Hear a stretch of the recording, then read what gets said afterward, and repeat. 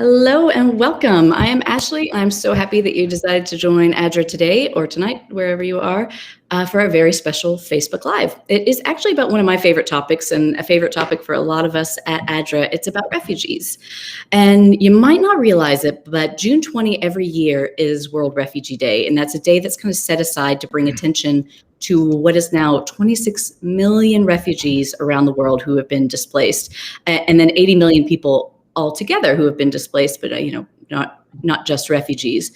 And it's a topic that's so important that the Seventh-day Adventist Church has also set aside a Sabbath every year. It's the Sabbath before World Refugee Day. That's the official Seventh-day Adventist Church World Refugee Sabbath. And that happens to be this weekend, Sabbath, June 19th. So this is the perfect day to talk about refugees. And instead of asking you guys to make a donation, today we're going to ask you something different. We actually want you to start a conversation about refugees. And for some of you, that might be even more daunting than making a donation, but we've made it as simple as possible for you guys to do this. If you go to adra.org/World Refugee Sabbath, you can download a lot of resources that will make this easier for you, an information sheet so you can learn all about refugees and other people who are displaced. You can download a conversation guide that will literally tell you how to start a conversation about refugees. There's a fact sheet, there is the conversation guide, there's kids activities, so your kids can get in on it as well. There's social media graphics you can share. There's videos, including even an entire sermon on a video from our President Michael Kruger. So I ask you, once you're done watching us today, log on to adra.org/World Refugee Sabbath and help us start a conversation about refugees. Now, I want to get to our guests really soon, but before we get started, I kind of want to give a little bit more context to the conversation we're going to have today. Refugees are a really, really, really big topic, and I've already said the word refugees, about 500 times without telling you very clearly what a refugee is. And I want to do that because there's a specific definition for them that's really important, and there's also different people who are displaced that are equally as important that we want you to be aware of. So I want to give you an idea of what a refugee is, or more importantly, who a refugee is. So by definition, a refugee is someone who is fleeing conflict or persecution and that has crossed into another country. You might also hear us talking today about IDPs, and IDP stands for internally displaced persons. And these are people who are also fleeing conflict or persecution, but they've actually stayed within the borders of their country, which is pretty common. The third group that you might hear about in conversations like this is asylum seekers. And these are people who are actually fleeing for the same reasons, but they have not yet been granted refugee status in another country. So they're just seeking that asylum. And we're going to talk about a lot of stuff today, and some of the misinformation might come up already. There's a lot of misinformation when it comes to refugees. There's a lot of confusion. There's a lot of not negative feelings necessarily, but it's a really big topic that can go in a lot of directions. So we want to make sure that you're kind of aware of some of these facts. Some of the misinformation or misconceptions you may have heard is that all refugees live in refugee camps. And that's not necessarily true. So about 60% of refugees actually live in urban areas. Even with some of the projects where ADRA works, refugees can be put in local communities. Within the US, refugees are actually placed in communities by faith groups and organizations that help them kind of settle into their communities, as an example.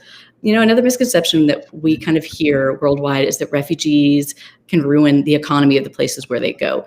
And, don't get me wrong, it's often they are using local resources, but time and time again, studies are actually showing that refugees can be a positive influence on local economies and improve some of the conditions where they are, which is pretty exciting. Another misconception, or maybe it's more of a stereotype, especially since the Syrian refugee crisis started several years ago, is that refugees are all from the Middle East, and that's definitely not true. The refugee movements are things we've seen all around the world. Each person, or the largest groups, are actually from Venezuela right now. There's definitely Syria and Afghanistan, but refugee movements are everywhere. Now, the biggest misconception I want to make sure to clear up today is that there is nothing you can do to help refugees.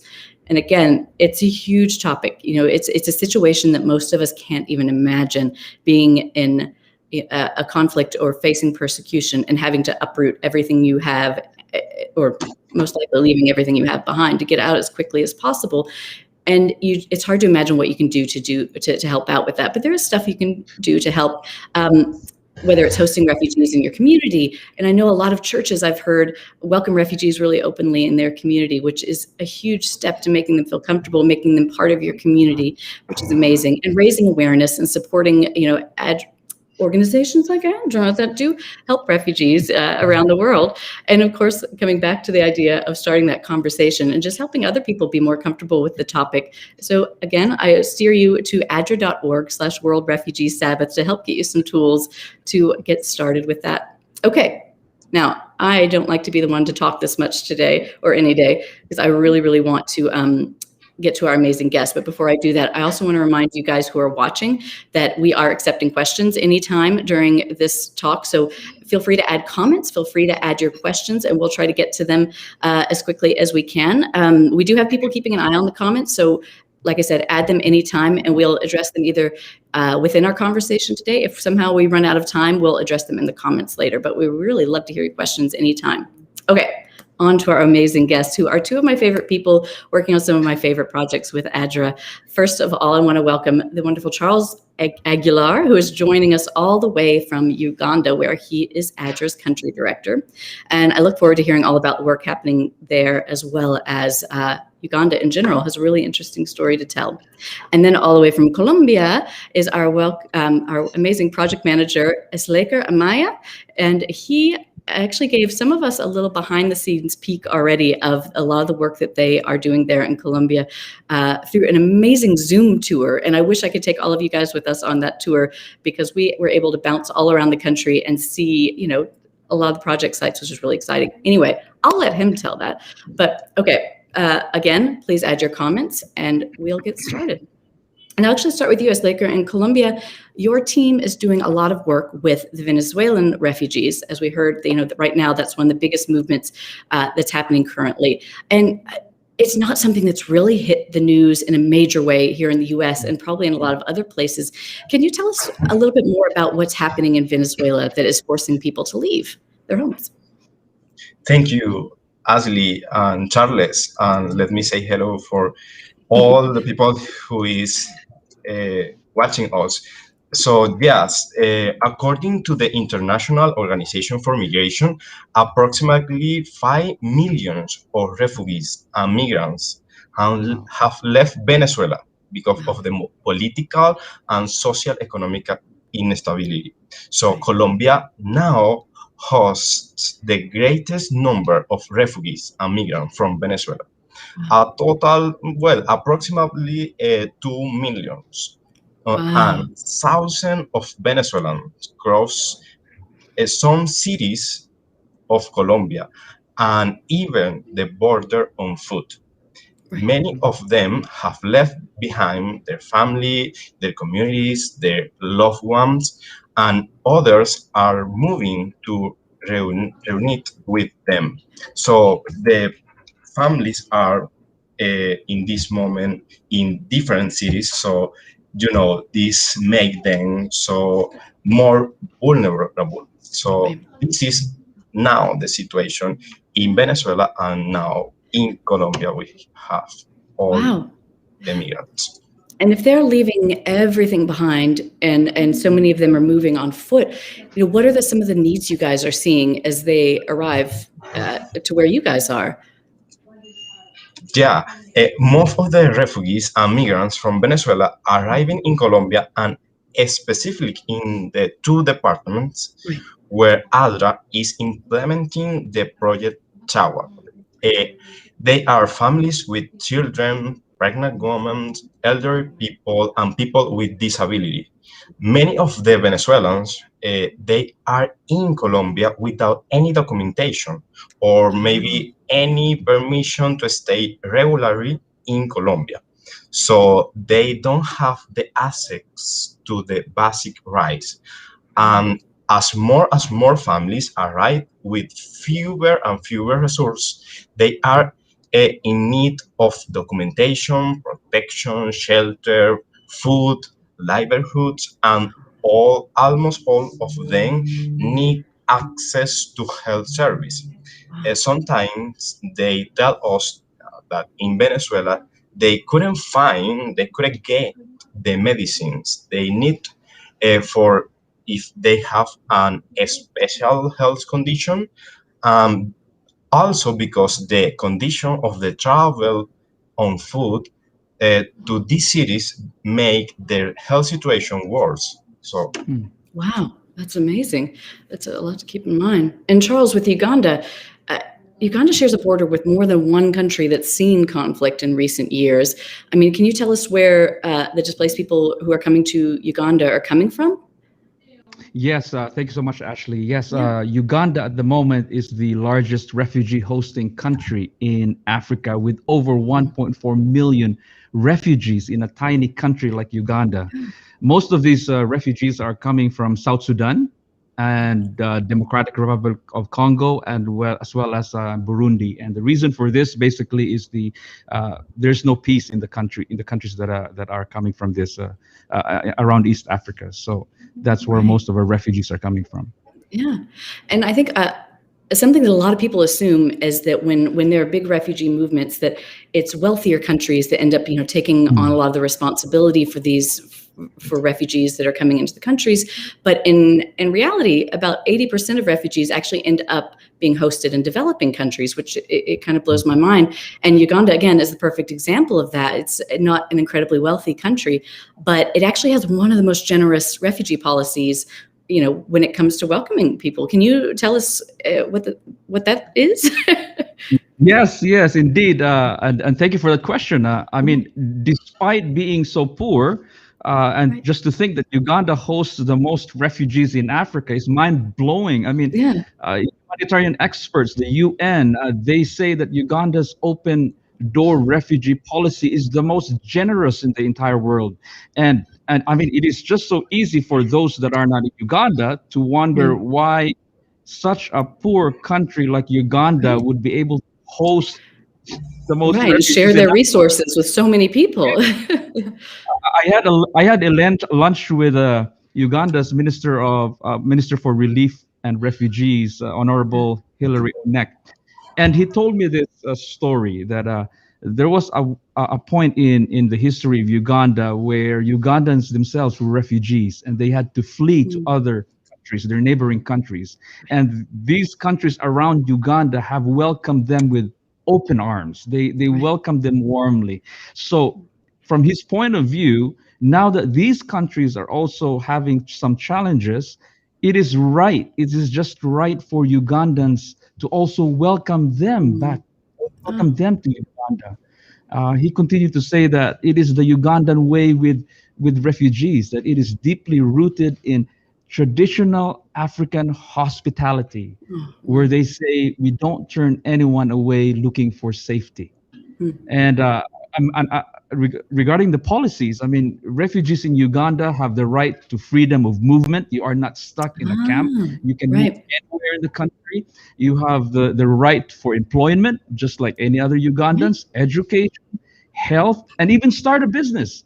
Wow. And when a refugee comes in Uganda, the government gives them a plot of land to farm and build a house. I mean, they are empowered to make money and have the same rights as a Ugandan citizen. I mean, it is simply amazing. That is I amazing. would say it is the most Christian thing to do. It really does sound like that. That's amazing. And then, what does Address work like there? How do you guys serve the refugees who are there in your country in Uganda?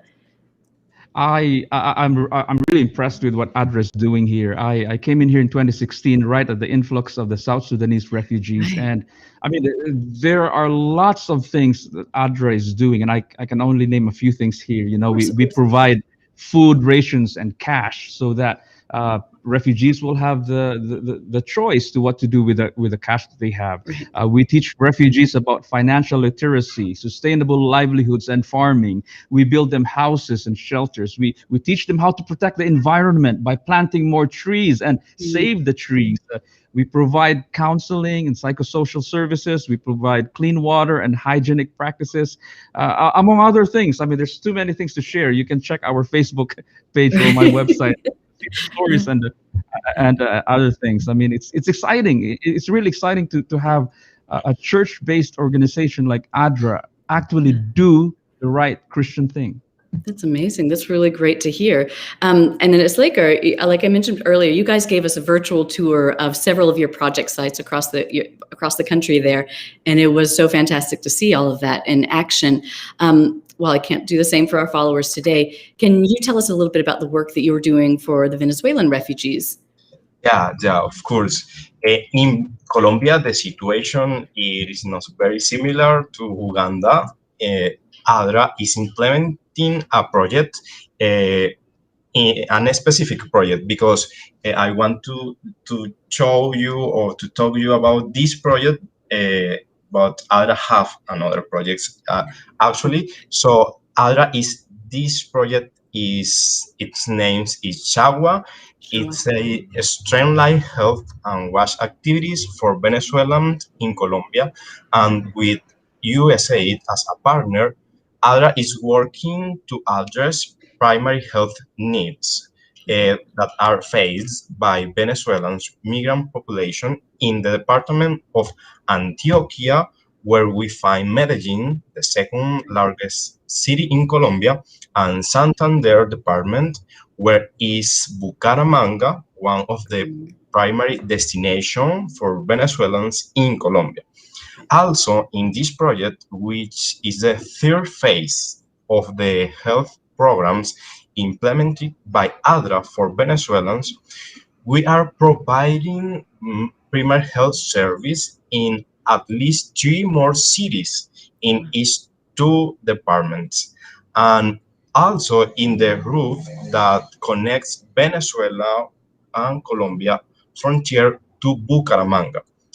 We have two intramural clinics and we have three mobile health clinics.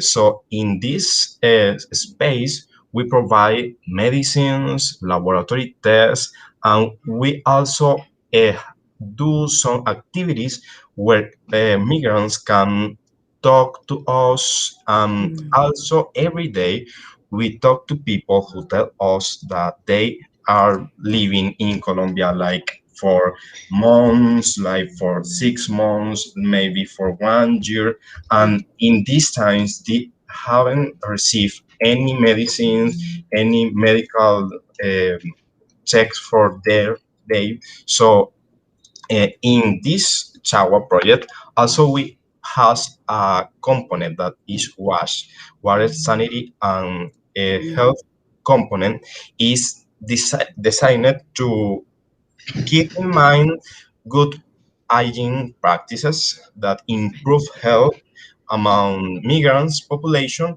and also for example to stave off infection disease. So what ADA is doing help also the city to keep out the disease. So it That is makes very sense. important too.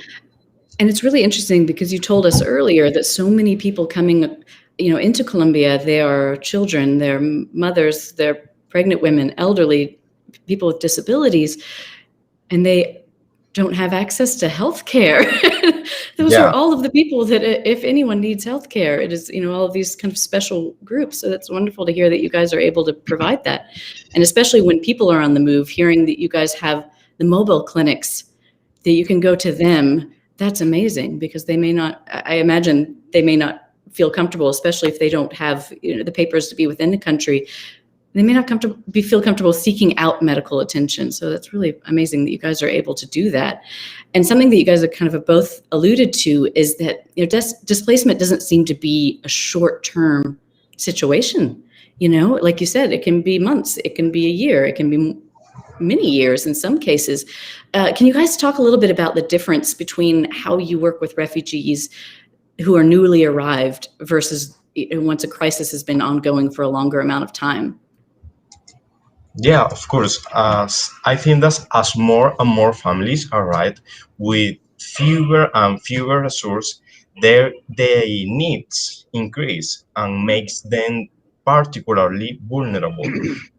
Also to different kind of labors or exploitation, discrimination, and of course, in our case, we see more and more complicated health case, for example.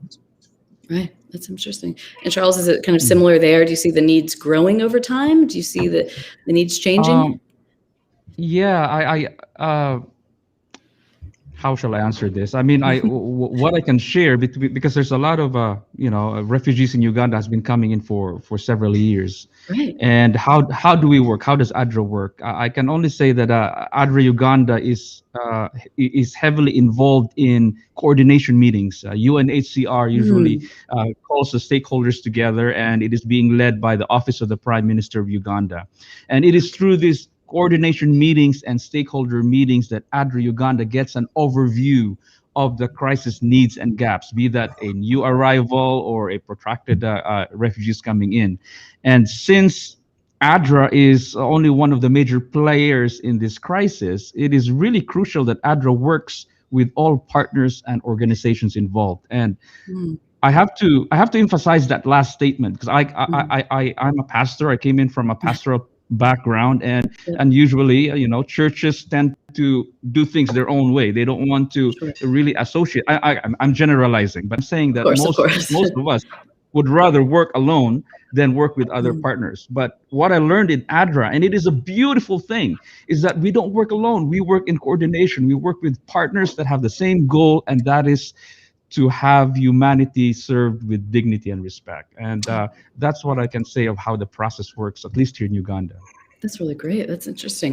And no matter how the numbers obviously change from year to year as things different crises pop up or different situations uh, continue. But one statistic that sadly seems to stay the same every single year is that it's always around half of the amount of refugees in the world, or half of the people that are displaced, are children. They're people under the age of 18. And for both of you, in your experience, how does displacement affect children? It can't be good. How does it affect them? Well, I can share for Uganda, in our statistics right here, 80% of the refugees in Uganda are women and kids. Oh, And 80%. according to UNICEF, there are more than 900,000 child refugees in Uganda. 900,000.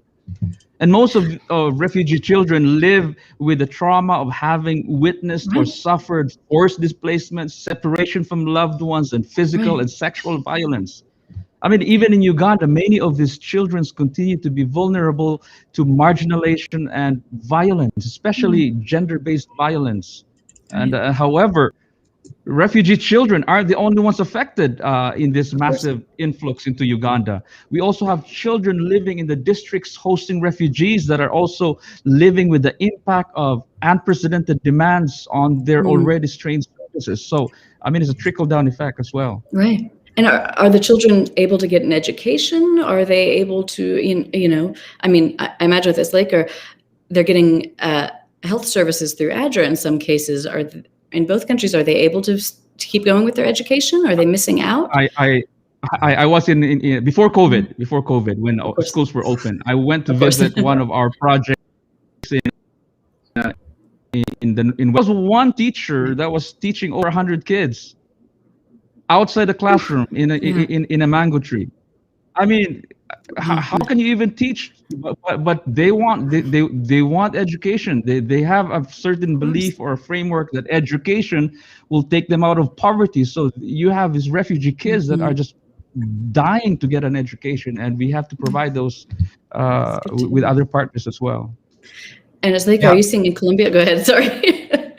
yeah. In our case, they have the access, but it is very interesting because they need to have something that prove that they have health insurance. Ah, Mm, So, if they don't have a yeah. regular status, they can find that. Mm, So, this is very interesting because ADRA in the Chawa project give them a card where there is their names and all the basic information. So, in school, when the teachers ask them for that, they say I have the car from the project from ALDRA, so they can access to the education. So this is very interesting. That is interesting. Wow. And I think it was Charles brought up the COVID-19 crisis, which has certainly turned life upside down for all of us, no matter how comfortable we are in our lives. So I have to imagine that that's had an effect for people who are on the move as well. Can you guys tell us what impact you've seen over the last year and a half with COVID and when it comes to refugees? Yeah, and also, as I said, in the COVID-19, in our case, as many of Venezuelans are without a permission to stay in Colombia, they don't have access to health insurance. So they can get the medicines to protect them, and also the untreated health condition also make them more vulnerable to the effect of COVID-19. So it is why our project provide laboratory tests and medicine for those who doesn't have access to other medical service. And also in the COVID-19, we have some volunteers that provide mental health service to Wow. our participants in the project Chao. Wow. And Charles, you guys seeing similar things with COVID-19? How has it affected, even how people come into your country? Is it different or? It's I would say that it has the consequences of COVID-19 really increased despair among refugees. According to one report from UNHCR, revealed that a total number of attempted and completed suicides among refugees in 2020 increased by 129% compared to 2019. Young women are mostly affected by gender-based violence. Recorded incidents of gender-based violence doubled compared to the first quarter of 2020. And you put on top of that the lack of income, food insecurity within refugee households have significantly contributed to these incidents. So what we are doing with our ADRA interventions is some of the activities we have to even adjust so that it can address some of the issues that the cluster, the cluster group, the working group has identified. Okay. And we've actually just gotten a question in the comments asking about how we're able to help people coming into the U.S.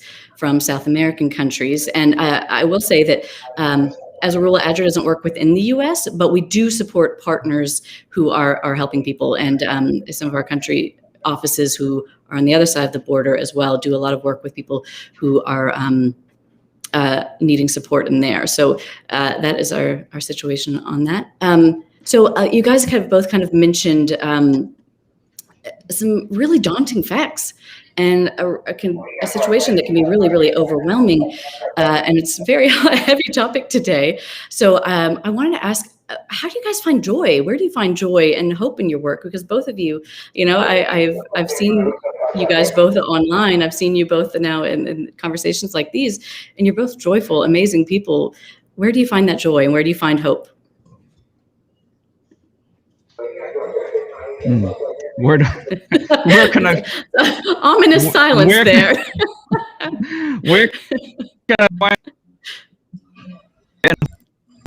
I would say that I find stories that refugees tell me, stories of resilience, stories of grit, stories of hope, stories about God's miracles, stories of answered prayers, stories of love, the embodiment of God's character. And that's where I find my joy. That's where I see that these people are actually amazing people. Yeah. And so I gather them and I post them on my website and I post them on Facebook as well. That's where I find my joy. Well, in my case, Ashley, as you say, ADRA doesn't make proselytize. Instead of that, for me and my project team, what we think is that through this project, the actions that we can do show others the love that God shows us before. And even as Charlie said, the words, maybe also the smile of the people who receive the help through our projects, this give us a gift no one can pay. That's wonderful. And I can tell you that I speak on behalf of a lot of my colleagues and friends and family, that we find our joy and our hope in seeing the work that you guys do, and it's fantastic to hear how much how much work is being done on behalf of refugees and everybody that you guys serve. And I'm going to take this opportunity to say, you really, people who are watching this, honestly, you should follow both ADRA Colombia as well as ADRA Uganda on Facebook. I believe ADRA Colombia is also on Instagram, and it's wonderful that this. I know, Charles, you've posted lots of videos of some of the communities you guys work with and some of the services you guys have in Colombia as well, seeing the project sites. That's where we find our hope, and I appreciate it. Yes. And like Charles, you mentioned that you're a pastor, and that's probably a very unique background for a humanitarian to have. And how does that affect? I mean, obviously, as you mentioned, your faith has kind of helped you find some of your joy. How else does that affect the way that you serve the people that you serve every day? That is a very that is a very good question. Yeah. You know, in spite of being a pastor, I always tell the ADRA staff in Uganda that there should never be a separation between our religious beliefs and our religious duty. Right. We can't just be Christians on the Sabbath or on a Sunday. We have a theological mandate to help everyone in need, regardless of their faith tradition. Right. As Christians, we believe all humans are created in the image of God and deserve, respect and protection. In crisis situations like a refugee influx, our Christian Adventist theology guides us to be a force for inter-religious cooperation and harmony. And as soon as we realize that refugees were all made in the image of God, then we will treat them with compassion and with love, with dignity and respect, not only on the Sabbath or on a Sunday, but every day of the week. And that's how I see my work. Yeah. And I love that, as you said earlier, ADRA we don't proselytize in the work we do, but it's really evident in every single action that you guys are talking about, that every decision you make comes from a place of God's love that's kind of guides the way you work. And that's really inspiring to me, and I'm sure to many others as well. And I know we need to wrap up soon, so I wanted to end on something that's kind of important. As I've mentioned several times, this is a massive topic with a lot of assumptions around it. There's a lot of misconceptions or misinformation, and even some fear when it comes to the topic of refugees. For the people who are watching today, what is that one thing that you would really like them to walk away with to understand about refugees? If you could have them just remember one thing. Yeah, as you said, we have the website, the Instagram, and the Facebook page. So we invite them to follow us. So in this moment, also I want to invite to those who are watching us today to think we all are equal. In the case of Venezuelan, I am living in Colombia now, but I have worked in Venezuela. In the case of Venezuela, it was a country where we receive migrants. So now we are those who are leaving the country. So the life gives us the opportunity to be in one or the other side. So when we think of what we enjoy, helping our neighbor, brother, and sister, and we need to keep in mind that we are all equal. I think this is one of the things that I want to say. That's nice. What about you, Charles? The one thing you want people to walk away with today? Yes, if there is one thing that I want all of our viewers to know about refugees today, is that our Lord and Savior Jesus Christ was once a refugee. Jesus was a refugee. Jesus's family were refugees. They fled their homeland because they were afraid of persecution. Our refugees are going through the same thing right now, be that in Venezuela, in South Sudan, or in Congo. And if we claim to follow and love Jesus, then we should be welcoming all refugees from all vulnerable parts of the world. Show them compassion. Show them love. Jesus was a refugee, and Jesus is a refugee. Yes, it's true. Well, I know we've gone a little bit over time today, but I thank you guys so much for joining us. This has been really, really helpful to learn more. And again, before people go today, first of all, I'd love to say a prayer with you guys, if you don't mind. We'll bow our heads and say a quick prayer. Dear Heavenly Father, thank you for bringing us together today. Thank you for bringing us the kind of technology that can show the work that's being done in your name around the world with people who are supporting us every day. Be with Zuleika and be with Charles and the amazing work that their teams are doing in both Uganda and in Colombia. Be with everyone who's watching today. Be in their hearts and guide their decisions that they're making and make their days productive and their nights restful. And we please be with the refugees, of course, and all of those who are displaced from their homes. We can't imagine the heartbreak they're going through. And we know that every single person in this world, including those refugees, are made in your image, and that we should love them and that we should welcome them. And I pray that you help us to find it in our hearts to support them and be with us. And in your name, amen. And again, before we close out, I'll encourage everybody to log on to adra.org/World Refugee Sabbath. This is where you can find more information about refugees, some facts, social media graphics that you can share, a sermon if your church would like to support World Refugee Sabbath as well as the conversation guides. You can have chats with your friends and whoever else you like about refugees. And otherwise, have a wonderful weekend. Happy World Refugee Sabbath on Saturday and happy World Refugee Day on Sunday. Thank you, guys. Talk to you later.